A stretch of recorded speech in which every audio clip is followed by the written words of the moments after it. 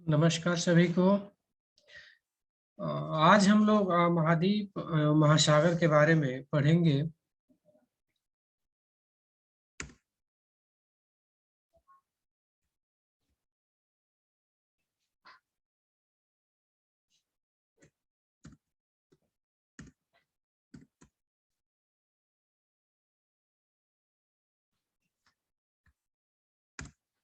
चलिए तो शुरू करते हैं हम लोग।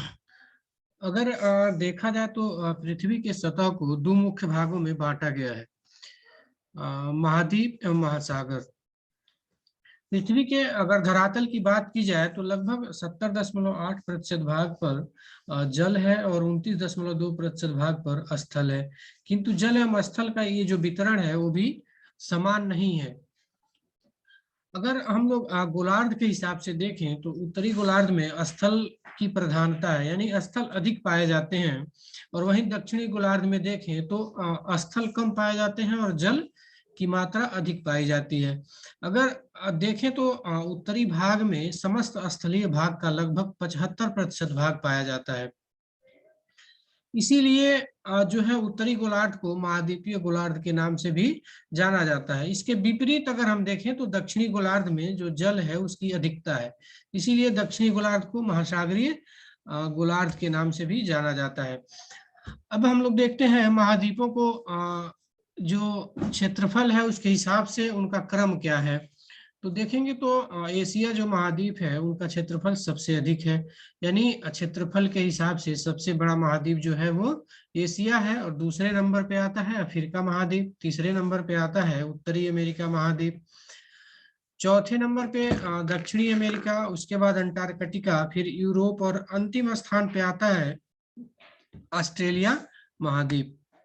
इसके बाद हम लोग देखें तो जनसंख्या के हिसाब से अगर महाद्वीपों को, तो उसमें हाँ हम लोग देखें कि क्षेत्रफल के हिसाब से एशिया महाद्वीप प्रथम स्थान पे है, और जनसंख्या के हिसाब से भी एशिया महाद्वीप प्रथम स्थान पे है।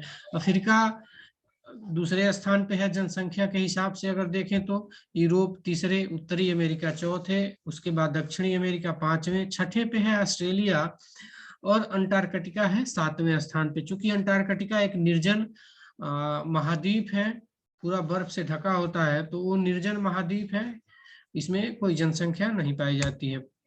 इसके बाद हम लोग एक एक महाद्वीपों के बारे में देखते हैं। तो सबसे पहले हम लोग देखते हैं एशिया महाद्वीप को। तो एशिया शब्द की जो उत्पत्ति है वो हिब्रू भाषा के आसू शब्द से हुई है, जिसका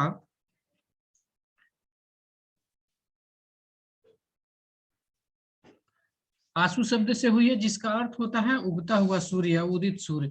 यहाँ विश्व की लगभग 60% जनसंख्या निवास करती है, यानी एशिया महाद्वीप में संपूर्ण विश्व में जितनी जनसंख्या पाई जाती है उसकी 60% जनसंख्या निवास करती है। एशिया महाद्वीप में कुल 48 देश पाए जाते हैं, जिसमें 3 ऐसे देश हैं जो यूरोप और एशिया दोनों ही महाद्वीपों में फैले हुए हैं। इनमें रूस, कजाकिस्तान एवं तुर्की, ये 3 देश ऐसे हैं जो यूरोप और एशिया दोनों ही महाद्वीपों में फैले हुए हैं। एशिया महाद्वीप विश्व का सबसे बड़ा महाद्वीप है, चाहे वो क्षेत्रफल के हिसाब से हम लोग देखें या जनसंख्या के हिसाब से देखें। यह पृथ्वी के कुल क्षेत्रफल का लगभग 1/3 भाग पर फैला हुआ है। यह महाद्वीप पूर्वी गोलार्ध में स्थित है, उत्तरी पूर्वी गोलार्ध में अगर देखा जाए तो। इस महाद्वीप से होकर इसके महाद्वीप से बीच से होकर कर्क रेखा गुजरती है। एशिया महाद्वीप के पश्चिमी भाग में यूराल पर्वत यूरोप महाद्वीप के साथ प्राकृतिक सीमा बनाता है। यहाँ पर यूराल पर्वत है जो यूरोप से हमें अलग करता है। यहाँ पर यूराल पर्वत है जो यूरोप से एशिया महाद्वीप को अलग करता है। यूरोप और एशिया के संयुक्त भाग को मिला के यूरेशिया के नाम से जाना जाता है। एशिया महाद्वीप के अगर दक्षिणी भाग में हम लोग देखें तो दक्षिणी भाग में यहाँ पर हिंद महासागर का विस्तार है। एशिया व अफ्रीका महाद्वीप के बीच में अगर हम लोग देखें तो स्वेज नहर व लाल सागर सीमा बनाते हैं। यहाँ पे ये लाल सागर है और यहाँ पर स्वेज नहर है, जो यहाँ पर स्वेज नहर है जो अफ्रीका से एशिया महाद्वीप को अलग करती हैं। एशिया और ऑस्ट्रेलिया महाद्वीप के बीच न्यू गिनी द्वीप है जो इन दोनों के बीच में सीमा बनाती है। एशिया महाद्वीप को अध्ययन की सुविधा के लिए 5 प्रदेशों में मुख्य रूप से बांटा गया है। हम अगर देखें यहाँ पे तो पश्चिमी एशिया, जिसमें ये पूरा क्षेत्र आता है, आप लोग देख रहे हैं, जिसमें इजराइल, ईरान, इराक, अर्दन, ये सब जो देश हैं, जितने खाड़ी के देश बोले जाते हैं, ये सब पश्चिमी एशिया के अंतर्गत आते हैं।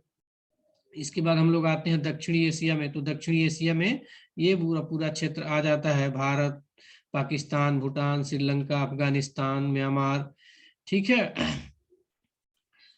इसके बाद हम लोग देखें सेंट्रल एशिया में तजाकिस्तान, कजाकिस्तान और रूस के कुछ क्षेत्र हैं, यूक्रेन आदि जो हैं, ये सब सेंट्रल एशिया में आते हैं। पूर्वी एशिया में आप देखिए तो ये चीन, मंगोलिया, ताइवान, जापान, ये जो उत्तरी कोरिया, दक्षिणी कोरिया, ये जो देश हैं ये पूर्वी एशिया के अंतर्गत आते हैं। उत्तरी पूर्वी में अगर आप देखें तो रूस का ये पूरा क्षेत्र आता है।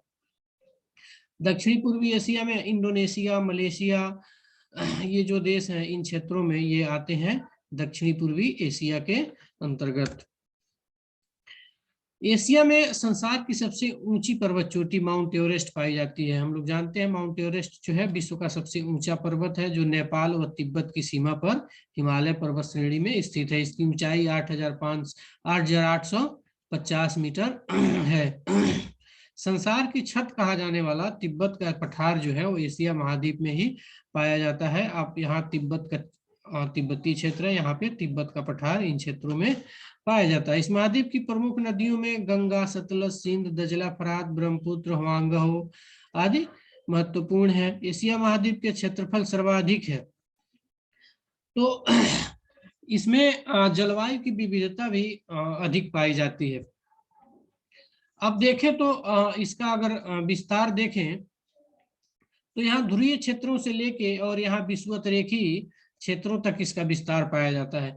तो इतना अधिक जो अक्षांशीय विस्तार होने के कारण यहाँ जलवायु की भी विविधता पाई जाती है। इसी कारण इस क्षेत्रों में मानसून जलवायु, शुष्क जलवायु, शीत जलवायु, सभी प्रकार की जलवायु यहाँ पाई जाती है। अब देखेंगे तो जो विश्व का न्यूनतम तापमान है वो इसी महाद्वीप में बर्फोयांश में पाया जाता है। ये साइबेरिया क्षेत्र में बर्फोयांश है, देख रहे हैं आप लोग, ये बर्फोयांश एक पर्वत है। यही इसी क्षेत्र में विश्व का सर्वाधिक न्यूनतम तापमान पाया जाता है।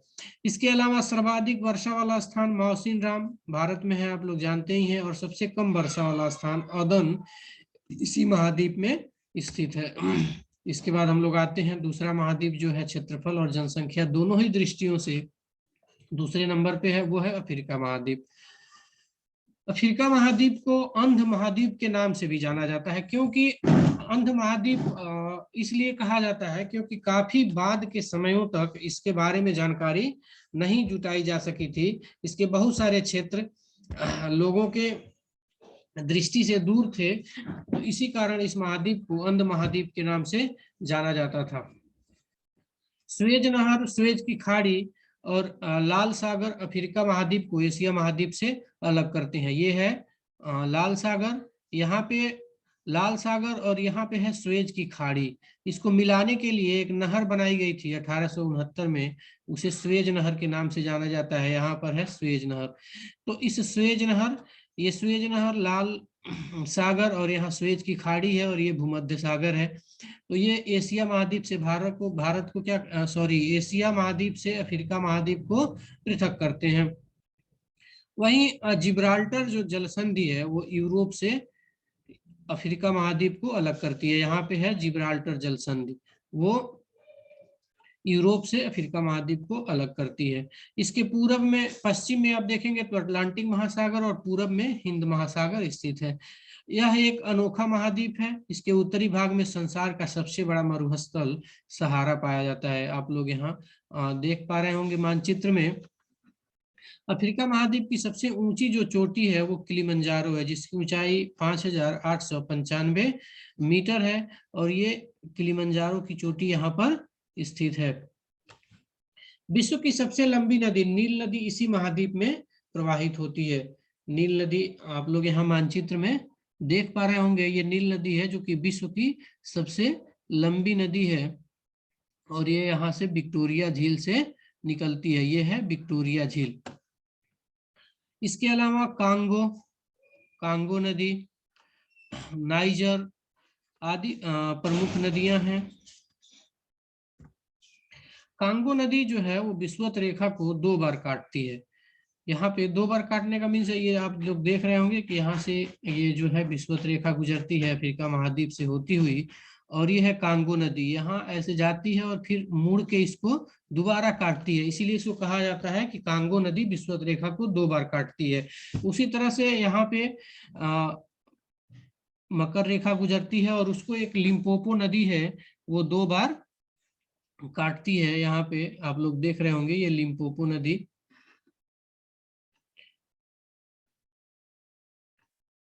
लिम्पोपो नदी यहाँ पे ये आप लोग देख रहे होंगे ऐसे जाके इसको 2 बार काट रही है। तो लिम्पोपो नदी कर्क रेखा को 2 बार काटती है, परीक्षाओं में अक्सर पूछ देता है। इस महाद्वीप के उत्तरी पश्चिमी भाग में एटलस पर्वत पाया जाता है। यहाँ पे आप लोग देख रहे होंगे इसके उत्तर और पश्चिमी भाग में एटलस पर्वत का विस्तार है। अफ्रीका महाद्वीप की सबसे जो आश्चर्यजनक स्थलाकृति है वो है इसकी महान घाटी यानी रिफ्ट वैली। परीक्षाओं में अक्सर पूछ देता है कि विश्व की सबसे लंबी दरार घाटी या रिफ्ट घाटी कौन सी है।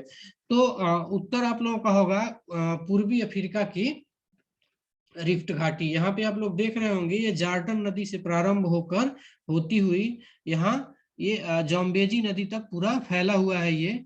और इन रिफ्ट घाटियों में अनेक झीलों का विस्तार, झीलों का निर्माण भी हुआ है, जैसे टंगानिका, न्यासा जैसी कई झीलों का यहाँ निर्माण भी हुआ है। तो विश्व की सबसे लंबी रिफ्ट घाटी जो है वो पूर्वी अफ्रीका की रिफ्ट घाटी है, जिसकी लंबाई 4800 किलोमीटर है। अफ्रीका महाद्वीप में आर्थिक एवं सौंदर्य महत्व की बहुत सारी झीलें हैं, जिनमें प्रमुख रूप से विक्टोरिया, न्यासा, टंगानिका, चाड उल्लेखनीय है।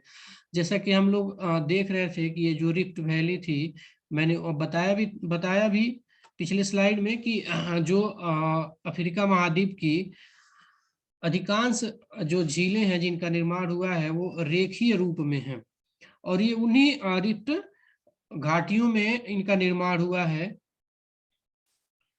केवल ये विक्टोरिया जो झील है यहाँ पर, ये रिफ्ट घाटी में नहीं है।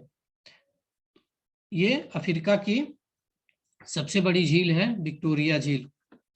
सबसे बड़ी झील विक्टोरिया है जो युगांडा, कीनिया और तंजानिया देश की सीमा बनाती हैं। अफ्रीका महाद्वीप में अपनी प्राकृतिक छटा के लिए सबसे प्रसिद्ध विक्टोरिया जलप्रपात भी है यहाँ पर। और यहाँ दक्षिणी अफ्रीका में खास करके जिसके अफ्रीका महाद्वीप के दक्षिणी में जाएंगे तो एक दक्षिणी अफ्रीका देश है जहाँ पर विश्व प्रसिद्ध हीरे और सोने की बहुत सारी खानें पाई जाती हैं। इसके बाद हम लोग आते हैं उत्तरी अमेरिका। क्षेत्रफल की दृष्टि से तीसरा सबसे बड़ा महाद्वीप है। इस महाद्वीप के पश्चिम में प्रशांत महासागर, पूरब में अटलांटिक और उत्तर में आर्कटिक महासागर पाया जाता है।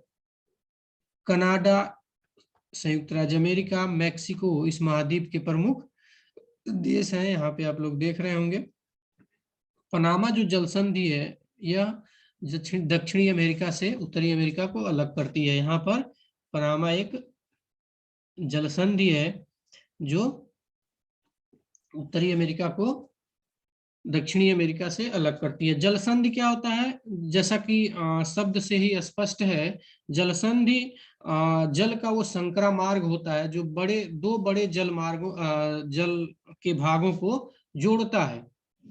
जैसे यहाँ पर पनामा जो जलसंधि है, यहाँ पर आप लोग देख रहे होंगे ये अटलांटिक महासागर है इधर पूरा, और इधर प्रशांत महासागर है, और बीच में ये दोनों महासागरों को ये पतला जलीय मार्ग जो है वो जोड़ता है, तो इसे जलसंधि कहते हैं। यानी जलसंधि स्पष्ट मतलब सरल भाषा में समझे तो जल का वो पतला मार्ग है जो बड़े जल के भागों को जोड़ता है।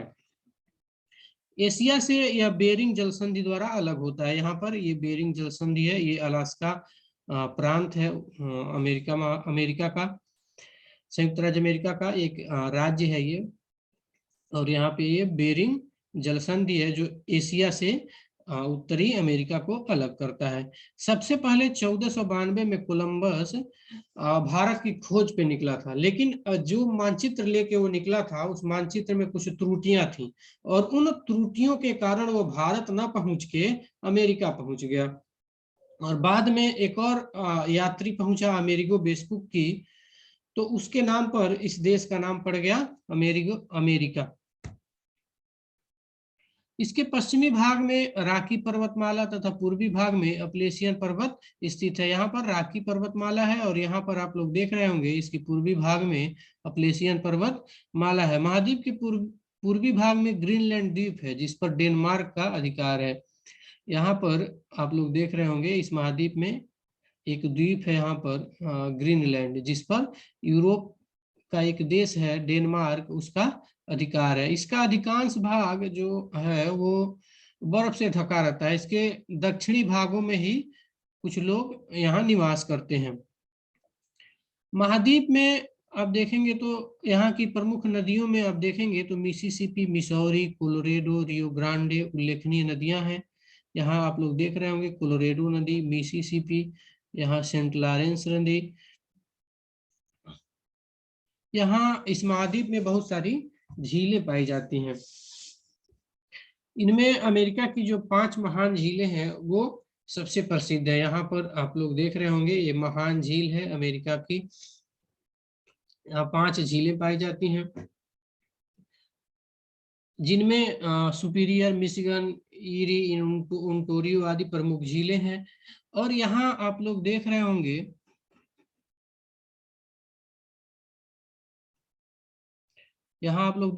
ये ईरी, ये ओंटारियो और इसके बीच में नियाग्रा जलप्रपात पाया जाता है। विश्व प्रसिद्ध नियाग्रा जो जलप्रपात है ईरी और ओंटारियो झीलों के बीच में पाया जाता है, जो एक पर्यटन स्थल भी है।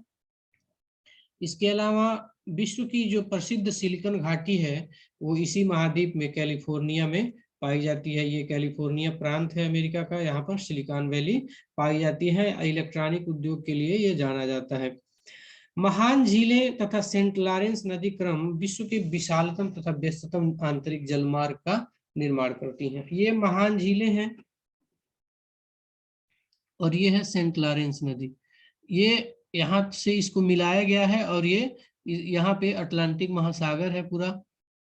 तो ये यहाँ से मिलाने की वजह से इन झीलों से होते हुए समुद्र तक एक जलमार्ग प्राप्त होता है, जो यातायात, सामान, मालवाहक जहाजों के आने जाने के लिए काफी सहायता करते हैं। इसके बाद हम लोग देखते हैं दक्षिणी अमेरिका। दक्षिणी गोलार्ध में इसकी अवस्थिति के कारण इसे दक्षिणी अमेरिका कहा जाता है। इसका लगभग 2/3 भाग जो है विषुवत रेखा के दक्षिणी भाग में उष्णकटिबंध में पाया जाता है। दक्षिणी अमेरिका, मध्य अमेरिका, मैक्सिको, वेस्ट इंडीज, इन देशों को मिला के लैटिन अमेरिका कहा जाता है। लैट्रिन जो है प्राचीन रोम वासियों की भाषा थी। जिस प्रकार से संस्कृत अनेक भारतीय भाषाओं के विकास में संस्कृत से हुआ है, उसी प्रकार यूरोपीय भाषाओं, स्पेनी, पुर्तगाली, फ्रांसीसी, इटावली आदि जो भाषाएं हैं उनका विकास इन लैटिन भाषाओं से हुआ है और इन भाषाओं को बोलने वाले लोगों को लैटिन कहा जाता है। इस महाद्वीप से मुख्य भूमध्य रेखा तथा मकर रेखा होकर गुजरती है। महाद्वीप के पश्चिमी भाग में संसार की सबसे लंबी पर्वतमाला एंडीज का विस्तार तथा उत्तर दक्षिण दिशा में है। यहाँ पे आप लोग देख रहे होंगे एंडीज पर्वतमाला का विस्तार उत्तर से दक्षिण दिशा में पाया जाता है। ये विश्व का सबसे लंबा पर्वतमाला है। एंकाकागुआ एंडीज पर्वत की सबसे ऊंची चोटी है जो कि दक्षिणी भाग में स्थित है। उत्तरी भाग में चिम्बेरेजो एवं कोटापेक्सी अन्य चोटियां हैं। ये मैं बता दूं कि चिम्बेराजो एवं कोटापेक्सी दोनों ही ज्वालामुखी पर्वत के उदाहरण हैं। दक्षिणी अमेरिका में 3 प्रमुख नदी बेसिन पाए जाते हैं, जिसमें अमेजन बेसिन, ओरेनिको बेसिन और पराना पराग्वे बेसिन। इसको मानचित्र पे हम लोग अगले स्लाइड पे देखते हैं। इसमें जैसा कि मैंने बताया कि 3 नदी बेसिन प्रमुख हैं दक्षिणी अमेरिका महाद्वीप में। यहाँ पे हम लोग देख रहे हैं कि अमेजन बेसिन है, ये वाला, ये जो पूरा क्षेत्र है ये अमेजन बेसिन। नदी बेसिन क्या होता है? नदी बेसिन उस पूरे क्षेत्र को बोलते हैं जितने क्षेत्र का एक नदी जल लेके प्रवाहित होती है। यानी एक नदी जितने क्षेत्र का जल लेके प्रवाहित होती है वो समस्त क्षेत्र उस नदी बेसिन के नाम से जाना जाता है। तो ये है अमेजन बेसिन। जैसा कि हम लोग जानते हैं कि अगर लंबाई की बात करें तो सबसे लंबी नदी नील नदी है और दूसरे स्थान पे है अमेजन बेसिन। लेकिन जल धारण क्षमता के हिसाब से देखें तो विश्व की सबसे लंबी नदी अमेजन बेसिन है। इसके अलावा यहाँ ओरेनिको बेसिन हम लोग देखें, ये ओरेनिको बेसिन है, ये ओरेनिको नदी यहाँ से प्रवाहित होती है। और यहाँ पर पराना पराग्वे बेसिन है, ये वाला क्षेत्र पूरा पराना पराग्वे नदी यहाँ से प्रवाहित होती है। तो अमेजन क्षेत्र विषुवत रेखा के पास है, यही कारण है कि अधिक वर्षा के कारण यहाँ लंबे और सघन वृक्ष पाए जाते हैं। जो विषुवत रेखा है वो इसके यहीं से गुजरती है। तो जो अमेजन बेसिन है वो विषुवतरेखी क्षेत्र में पाया जाता है। विषुवतरेखी क्षेत्र में पिछली कक्षाओं में हम लोग पढ़े थे कि विषुवतरेखी क्षेत्रों में वर्षा अधिक होती है। तो वर्षा अधिक होने के कारण यहाँ पर सघन वन पाए जाते हैं। और हम लोग जानते हैं कि वनों से ऑक्सीजन निकलता है जो हम लोगों के लिए आवश्यक होता है। तो इसीलिए इस क्षेत्र को विश्व का फेफड़ा भी कहा जाता है। और दक्षिणी अमेरिका में इन सघन वनों को सेलवास के नाम से जानते हैं।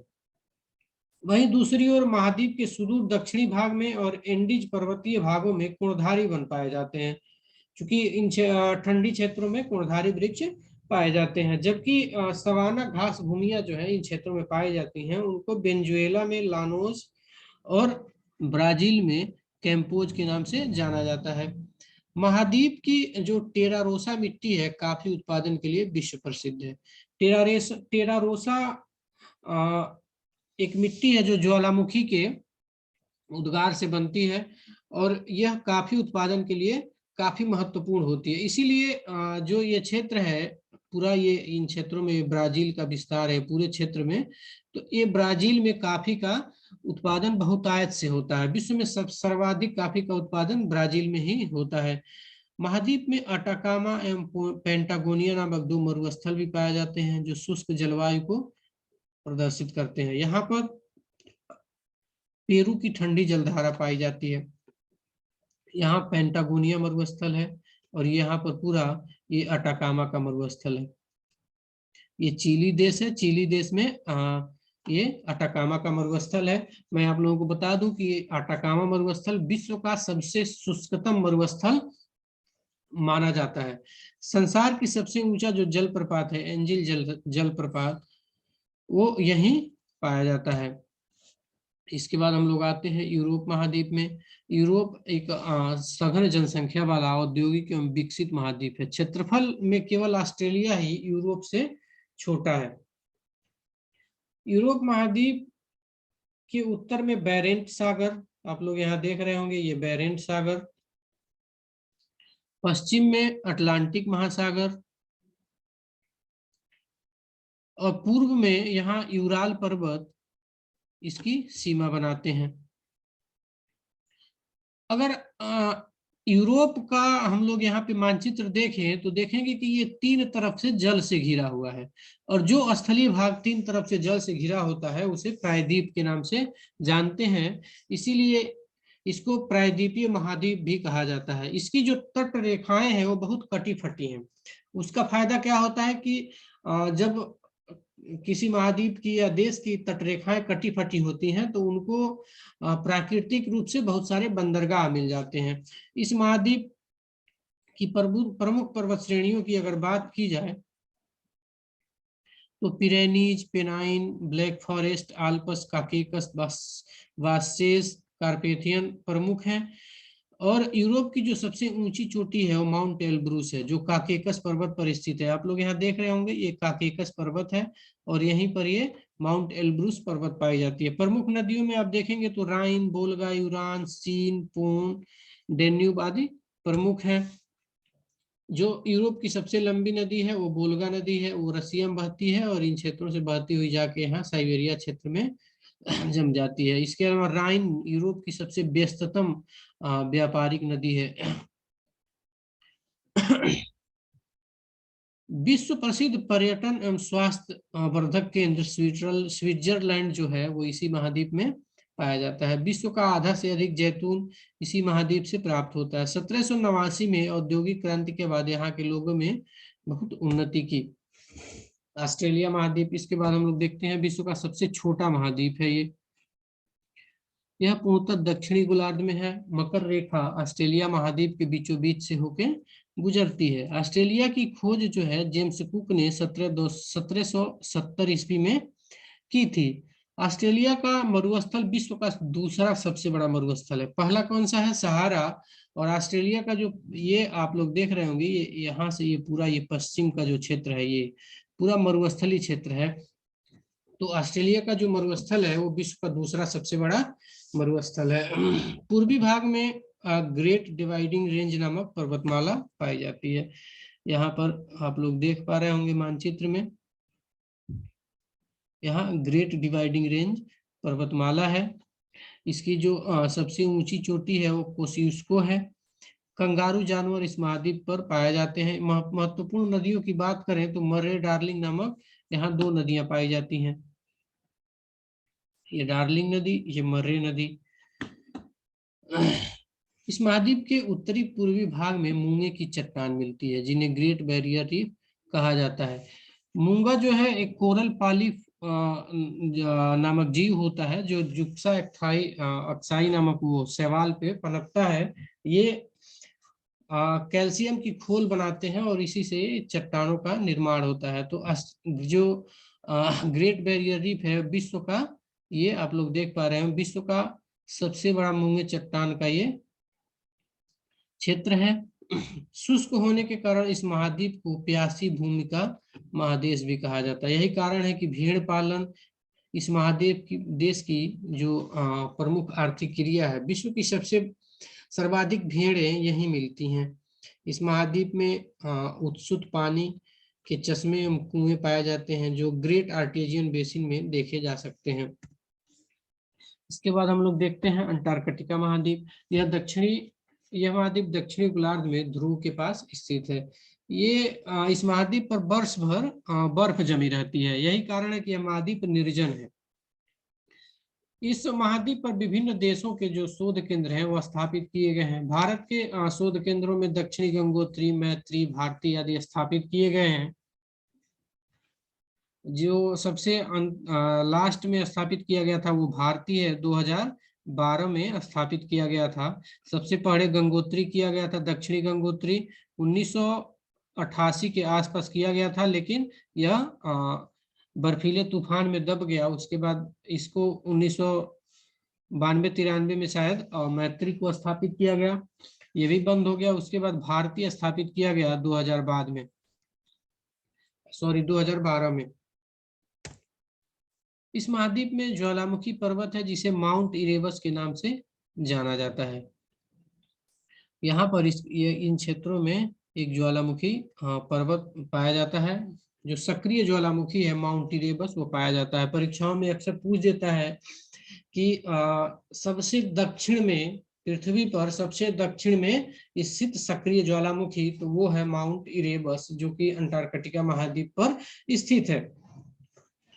यहाँ पर एक पर्वत भी, ये साउथ पोल है, आप लोग देख रहे होंगे, दक्षिणी ध्रुव है। यहाँ पे एक फोल्डेड माउंटेन पाया जाता है।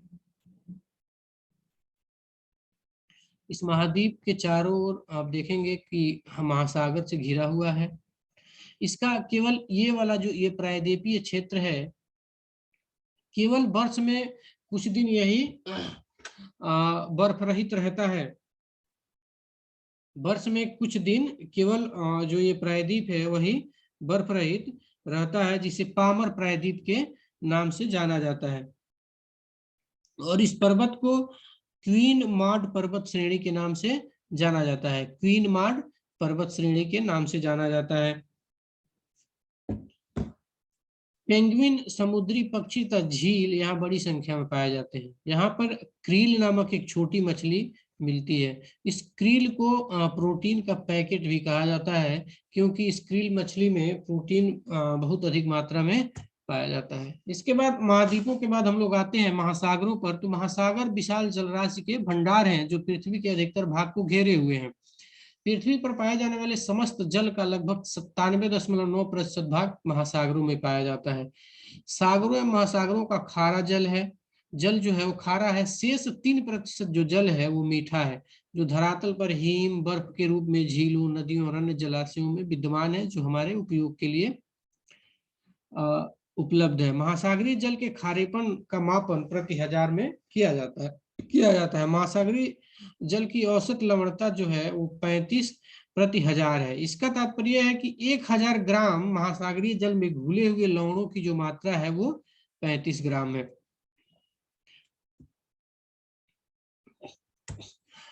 यहाँ पर हम लोग देखेंगे तो सबसे बड़ा जो महासागर है वो प्रशांत महासागर है। ठीक है, इसके बाद आता है अटलांटिक महासागर, इसके बाद आता है ये हिंद महासागर, इसके बाद यहाँ आर्कटिक महासागर है। मुख्य रूप से 4 ही बड़े महासागर पाए जाते हैं, लेकिन एक और महासागर जो इन महासागरों का दक्षिणी विस्तार मात्र है, उसको अंटार्कटिका महासागर के नाम से या दक्षिणी महासागर के नाम से जाना जाता है। लेकिन बड़े क्लासों में केवल मुख्य रूप से 4 महासागर ही दिए रहते हैं, क्योंकि इनको दक्षिणी विस्तार मात्र माना जाता है।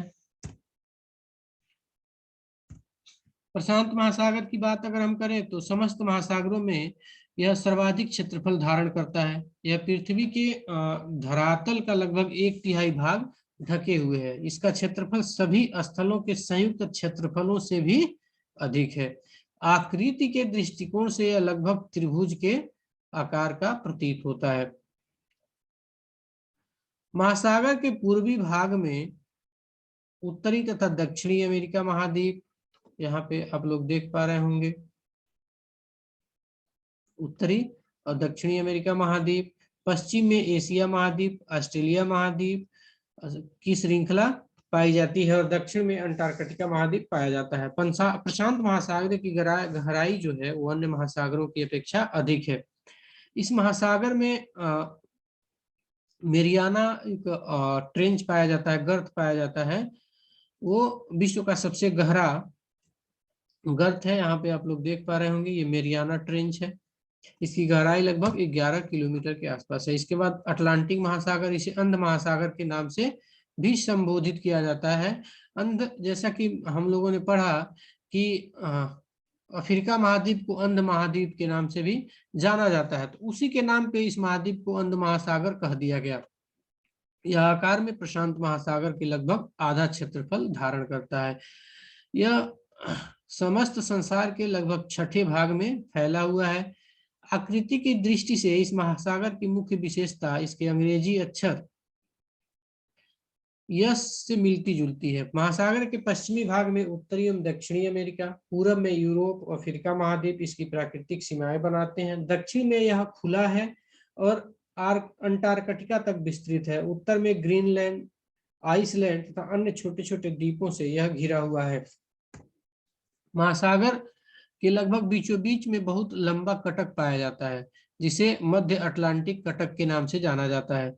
महासागर आंतरिक भाग में टेलीग्राफिक पठार, बरमूडा डॉल्फिन के कटक, चैलेंजर कटक प्रमुख रूप से विस्तृत है। इस महासागर में मछलियां पकड़ने के बड़े बड़े स्थल ग्रांड पाए जाते हैं, जिसमें बैंक, जॉर्ज आदि स्थित हैं। समुद्र के छिछले जल के क्षेत्र को बैंक कहा जाता है।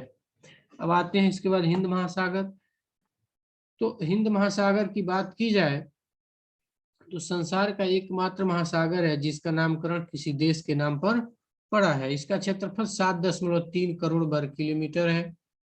महासागर अन्य महासागरों की भांति उत्तर में खुला नहीं है। यही कारण है कि इसे अर्ध महासागर भी कहा जाता है। यह महासागर उत्तर में कटा फटा प्रतीत होता है। इसके पश्चिमी भाग में अफ्रीका तथा पूरब में इंडोनेशिया की द्वीपीय श्रृंखलाएं विस्तृत हैं। दक्षिण में यह अंटार्कटिका महाद्वीप तक विस्तृत है। इसकी औसत जो गहराई है वो 4000 मीटर है। इस महासागर का सबसे जो गहरा गर्त है वो सुंडा गर्त है, जो इंडोनेशिया के जावा द्वीप के दक्षिण में पाया जाता है। महासागर के नितल पर चैगोस, सेंट पाल, सेशेल्स, सोकोत्रा कटक प्रमुख रूप से विस्तृत है। इसके बाद हम लोग आर्कटिक महासागर की बात करें तो संपूर्ण रूप से उत्तरी गोलार्ध में ध्रुवीय क्षेत्र के आसपास लगभग 14 करोड़ वर्ग किमी क्षेत्र में फैला हुआ है। उत्तरी गोलार्ध में शीतकाल के समय यह महासागर बर्फ के रूप में जम जाता है। आर्कटिक महासागर में विश्व का सबसे चौड़ा महाद्वीपीय मग्न तट पाया जाता है। इसी के साथ ये जो चैप्टर है आप लोगों का महाद्वीप एवं महासागर खत्म होता है। इसके बाद हम लोग अगले पाठ में भारत के बारे में पढ़ेंगे। धन्यवाद आप सभी का।